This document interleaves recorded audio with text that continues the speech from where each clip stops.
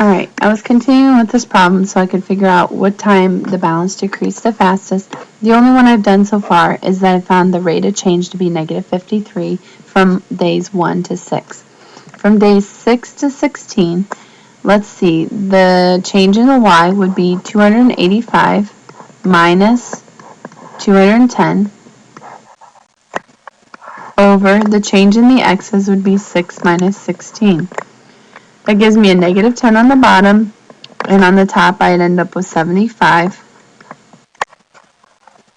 So that would mean a negative 7.5 rate of change. On the next one, I actually have my change in my y's being 0. My change in my x's does give me a value, but since it's 0 over negative 6, I still end up with a rate of change of 0.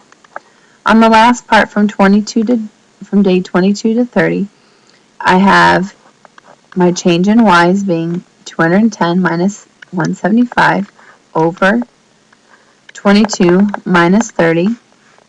This ends up giving me 35 over negative 8.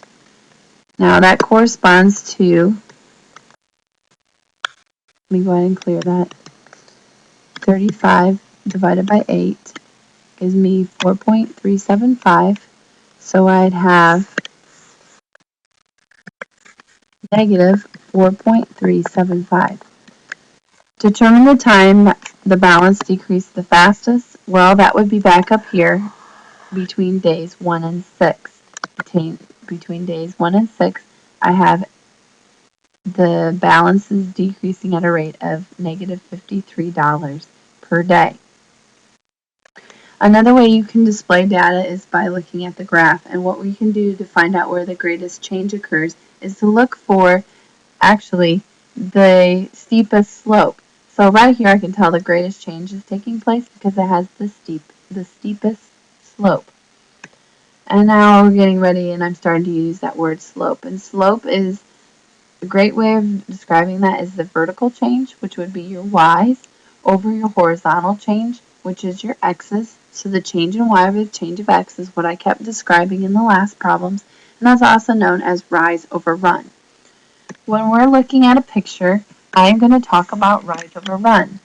The way you're going to find the slope of each line is you've got to find 2 points, okay, just 2, where it crosses exactly at a dot that you can tell. So this one and this one right here.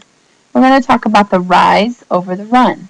So how far does it rise to reach this point up here?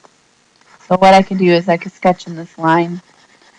How far am I having to climb until I get to the same height as this other dot? Well, I'm climbing 1, 2, 3, 4. See the 4 humps. So there's a rise of 4, and then there's a run of 1, 2, 3. A run of 3. So I can describe this slope as 4 over 3. The rise over the run. Now I'm going to talk about, well, what if you would have used different points? So maybe you use this point and this point down here. Well, you still get the same answer. Well, how do you get from this point to this point? Well, you could start down here, or you could also start here. And you could say, well, I'm going to go down 1, 2, 3, 4. When you're going down, that's actually expressing a negative value. So your rise would actually be a negative 4, where your run, 1, 2, 3, would be a negative 3 because you're moving to the left. Well, notice that negative 4 over negative 3 is equal to 4 over 3. So you get the same slope no matter which way you do it.